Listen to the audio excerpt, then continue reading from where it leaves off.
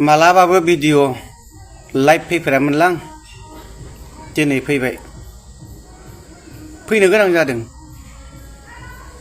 दा जोंहा एसटि जोंनि बर'नि बा गुबुन गुबुन माखासे हारिफोरनि एसटि आरो गुबुन जायफोरा लेखा गोरों गोरों हारिफोर जाय आसामखौनो सासन खालामदों गिदिर गिदिर मानसि अफिसार डक्टर इन्जिनियार रायजोखौ सालायनो हालायनाय हारिफोर बिसोरबो एसटि जानो नागिरदों आरो बेखौ आसाम सरकारा दा मावनो नाजागासिनो दङ। बेवहाय आंहा एसे गोजांस्रिउ मोनबाय मानोना जोंहाबो फिसाफोर दङ ना फंबायफोर दङ जोंनि उन जोलैफोर दङ बेफोरखौ मोजां लामायाव लांनोब्ला मोजां फरायसालियाव फरायहोनो गोसोब्ला साख्रि मोनहोनोब्ला जोंहाथ' एसटि हिसाबै बै गिदिर गिदिर गोलाव जायफोर फैनो नागिरदों गोरों हारिफोर जाय हारिफ्रा 100आव 95 100% 85% 95% लानानै मेट्रिकआव हायार सेकेन्डारियाव पास खालामबोयो बिसोरजों नोंनि बर' हारिया जुजिनो हागोन ना? दाथ' जों नुयो जोंनि बर' हारिफोरनि गासै फरायसाफोरा 75-65% लानानैनो फार्स्ट डिभिजन लेटार लालायलायो नाथाय बे बहा लोमनो जाय बै गोरों हारिफोर दङ ना बिसोरथ' 95-100 लानानै जोंनि बिराद नुबाय थायो रिजाल्टफ्राव। दा बिसोरनि सेराव जोंनि बर' हारिनि एसे नाम्बार मोननाय फार्स्ट डिभिजन लेटार लालायलायनाय फिसाफ्रा बिसोरजों साख्रियाव बिसोरजों मोजां मोजां फरायसालिफ्राव डक्टर इन्जिनियार जायफोर फरायसालिफोर दङ बेफोराव जों फरायहैनो मोनगोन ना? मालाबाबो जों मोना। सानदों नामा नोंसोर गिदिर गोलावफ्रा जाय मानसिया 3 ताला 4 ताला बिल्डिंआव थानानै रायजो जादों दामि दामि गारि लानानै रायजो जादों नोंथांमोना सानदों नामा दे नोंनि फिसायाबो उनावहाय साख्रि मोनगोन नोंनि फिसायाबो गोजौ फरायसालि जेरै डक्टर इन्जिनियार माबा माबि गिदिर गिदिर अनुस्थानफ्राव फरायहैनो मोन सुबिदा मोनगोन? बे मालाबाबो जाया। मानोना शिक्षा अनुस्थानफ्रा नोंनि पारसेन्टखौ नायो नोंनि फरायनायनि पारसेन्टखौ नायगोन बेसेबां पारसेन्ट बेजोंसो नोङो एडमिसन मोनगोन बेजोंसो नोङो साख्रिबो मोनगोन बायदिसिना खामानियाव नोङो मोनगोन आरो। अब्ला जोंनि बर' फिसाया नों गिदिर गिदिर मालिकनि मालदारनि फिसायानो जाया मानो जोंनि मा मोनो मोनथारोब्ला 80% मोननानै मेट्रिक पास जायो हायार सेकेन्डारि पास जायो। दा बेवहाय जोंहा गिनांगौआ बेनोना बे मोनसे फरायनायनि आरो साख्रिनि बेलायाव बे थांबाय। आं मोनसे खोथाखौ गोसोखांदों जोङो जिल्ला आफादफ्राव सोरबा साहित्य सभानि सोरबा एबसुनि माबा माबिनि संगठनफोरनि प्राइज माने हाइस्ट मार्क मोननाय बान्था होयो ना बेवहाय जों नुयो मोनसे जिल्लायाव 75% 65%आनो टप होननानै बेनोनो बान्थाखौ मोनो। अब्ला बेनो 75-65आनो जुदि बांसिन नाम्बार मोननानै जिल्ला मोनसेयाव बान्था मोनदोंब्ला सासे मानसिया अब्ला बिनि गाहायसिनाव गासिबो जोब होमबा बै जौगानाय जायफोर लेखा गोरों गोरों हारिफोर दङ 95, 85, 100 लानानै मेट्रिकआव पास खालामो हायार सेकेन्डारियाव पास खालामो नोंनि आंनि फिसाफ्रा बिसोरजों बादायलायनो हागोन ना? नोंनि कलेजफ्रावथ' नोंनि नाम्बारखौसो लानानै एडमिसन मोनगोन नोंनि साख्रिफ्रावबोथ' नों इन्टारभिउआवनो पास जाया मानो नोंनि नाम्बारखौथ' नायगोन ना नोंनि मेट्रिकआव बेसेबां मोनदों हायार सेकेन्डारियाव बेसेबां मोनदों डिग्रियाव बेसेबां मोनदों नानाथ' बायदिसिनायाव जेसेबां मोनदों बेखौसो नायगोन ना। दा बेखौ जों साननो गोनां रायजो राजा नोंथांमोन जों साफ्रोमबो रायजो राजा बुजिनांगोन। दिनैहाय आं नुदों फेसबुकनि गेजेरजों सोरबा जोंनि फरायसाफ्रा गावसिनि इयुनखौ सिन्था खालामनानै गावसोरबोदि साख्रि मावहैनो मोननाय नंला बेफोरबायदि जेंना जायोब्ला गावसोरबोदि गोजौ मोजां फरायसालिफ्राव अनुस्थानफ्राव फरायहैनो मोनला बेफोरखौ सिन्था खालामनानै जोंनि दिनै फरायसाफ्रा आन्दलन खालामदों।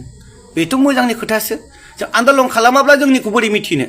सिरि थानानै जेला बिल पास जाखांबाय जेला गासैबो खामानिया जाखांजोबनानै आन्दलन खालामब्ला बुख्रुब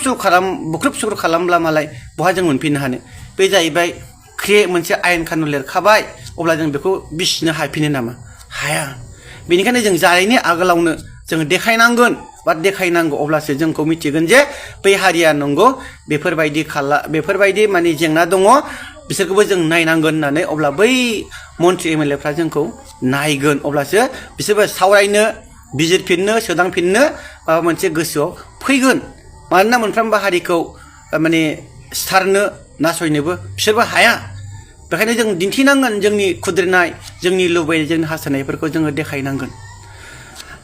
दा आंथ' बुङोसो जोंनि गिदिर गोलाव माखासे मानसिफ्रा मा सानदोंथाय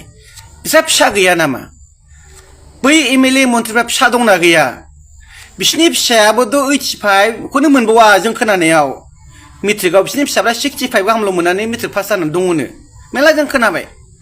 आरो बै माखासे सोरबा मन्थ्रिफोरनि गिदिर गिदिर मानसिफोरनि फिसाफ्राबो 90% लानानै मेट्रिकआव हायार सेकेन्डारियाव पास जालाय गैखाया जोंनि बर' मानसिफ्रा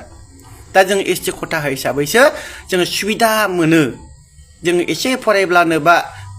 माने एसे नाम्बार मोनोब्लानो बा जेसेबां 50आव जोङो मोनो 60आव मोनो जों बेहाय खथा हिसाबै जोङो मोनो जोंनि बर' रायजो राजाफोरा दाबो बुजिया खथाया मा एसटिया मा बुजिया बेखायनो जों रायजो राजाफोरनि सिगाङाव जों बेखौसो बुजायनांगौ एसटिनि मोनथाया मा बेखौ बुजिया बिसोरो दाबो जोंनि फिसाफ्रा जे एसटि खथायावसो आर्मि फौजि बायदिसिनायाव जोङो दा मोनो एसे खम नाम्बारब्लाबो मोनो माखासे रेहाय एसे खारनो हास्लाबाबाबो एसटि खथा हिसाबै ग्रोब मोनस'नायबो जोङो नुनो मोनो आरो शिक्षा अनुष्ठानफ्राव जों गिदिर गिदिर डक्टर इन्जिनियार माबा माबिफ्रावबो जोङो बिदिनो जाय एसटिफोरनि अनजिमाया मानसिफ्रा खम जाबाय नालाय बेहायबो नाम्बार खमब्लाबो ग्रोब जोङो फरायनो सुबिदा मोनबाय आरो सेन्ट्रेलनि साख्रिफ्रावथ' बिदिनो रेलफोरनि दं बायदिसिना दं बहुत गिदिर गिदिर माने सेन्ट्रेल लेभेलफोरनि साख्रिफोर दङ ना बेयाव इन्टारभिउ लानांगौब्लाबो इन्टारभिउआव पास जाबाय लिरनायाव पास जाबाय अरेलाव पास जाबाय नाथाय नोंनि लास्टआवथ' मार्कखौ नायगोन ना मार्कशिटखौ नायगोन ना नोंनि मेट्रिकआव बेसेबां मोन्दों हायार सेकेन्डारियाव बेसेबां मोन्दों बेखौथ' नायगोन ना डिग्रियाव बेसेबां मोन्दों नोंहा मा मा डकुमेन्टस दं मा मा एक्सट्रा माने रोंगौथि दं बेखौ नायगोन ना अब्ला बैसोर जाहैबाय ओरैबायदि लेखा गोरों बिसोरो जाय लेखा गोरोंनि हिसाबै दिनै बिराद गिदिर गिदिर डक्टर इन्जिनियार अफिसार जानानै बिसोर दङ दा बिसोरो नेनानैसो दङ बिसोरनाव बिराद एभेलेबल गोदोसोनानै दङ दा बिराद मोजां मोजां फरायनाय बिसोरो जै एसटिआव हाबफानो हाबाय बा जोंनि सरकारा जुदि भाग खालामाब्ला एसटि हिसाबै एसटि दोनोब्ला जोंथ' बिसोरनि माने गादाम लानानै जों दोनजागोन बिसोरो मालाय जेसेबां 30टा 20टा मा 40टा खथा मोनोब्ला बिसोरनो मोनजोबखागोन जोंना नाम्बारा खम गोजाखा नालाय जों मोनखानाय नङा बेखौ बुजिनांगोन रायजो राजा आइ आफामोनहाबो बुजिनांगोन बे बुस्थुखौ साख्रिनि फरायनाय आरो बेराफारसे जोंनि नैबे दा जोङो जाय रायजो खुंबाय थादों बेहायबो जोङो सिट हिसाबै जोंहा एसटि मानसिया दारायनो मोनो दा जों बेफोरावबो जोंहा गोमानो हागौ आरोखि बेफोरबायदि जुदि जाथारोब्ला आरो जेनेरेलावथ' जों कमप्लिट खालामनो हाखाया जोंनि बर'नि नाम्बारफ्रा आं दहाय होननाय बायदि जोंनि फरायनायनि नाम्बारफ्रा बहुत खम गोजा जोङो बादायलायनो हाहैखानाय नङा आरो बेखायनो जोङो आंबो सासे बर' फिसा हिसाबै आंबो दुखु मोनदों जोंहा फिसाफोर दङ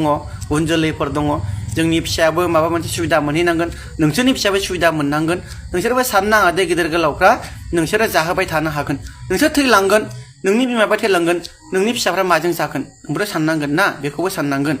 आरो दिनै माखासे आइजोफोरखौ जों नुदों माने बिटिसि सेक्रेटारियेटआव माबानाय बे एसे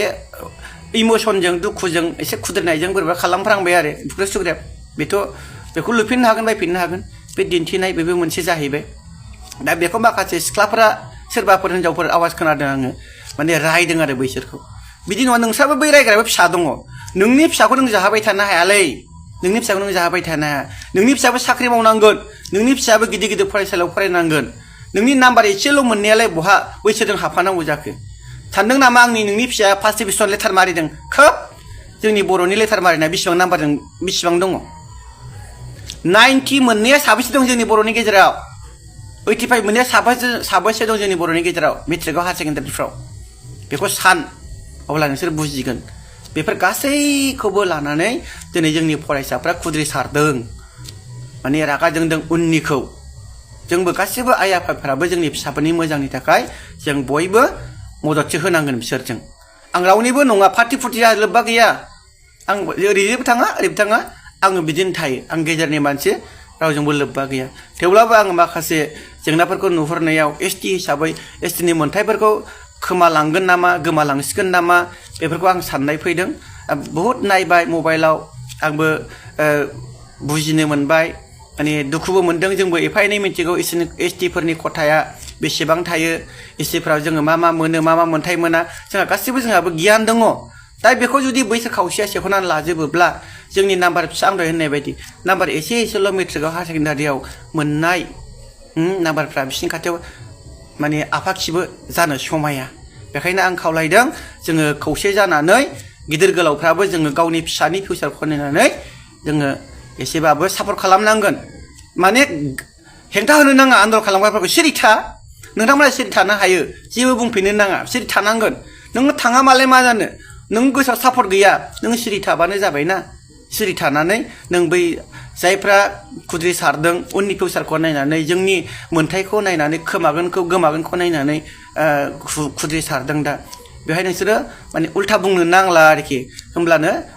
जोङो सानसे समावब्लाबो माबा मोनसे जाफुंहैनो हागौ जों गणतान्त्रिक गैना जों उदाङै थांगोन ना जों नांलाय खमलाय बुख्रेब बुख्राबजों जों जाया दाख्लै जाफ्रांबाय जेनेबा इमसनजों बे बिटिसिनिया बे माबा मोनसे उन्दैसाफोर हिसाबै सानस्लाबनो हायैयाव जाबाय बे जाफ्रांबाय उनावथ' बे जालाना आरो बेबायदि बिसोर बुजिसिगोन माने गणतान्त्रिकआ मा आरो बेबायदि बुख्रुब सुख्रुबनि बुस्थुआ मा बेखौ बुजियोना बिसोरबो गोरों गथ'फोर बिसोरबो रोंगौ माने बिसोरो बुजियो गावसिनि फिउचारफोरखौ बिनि थाखायनो दिनैहाय बे लामायाव आगान सुरदों गोजोन्थों।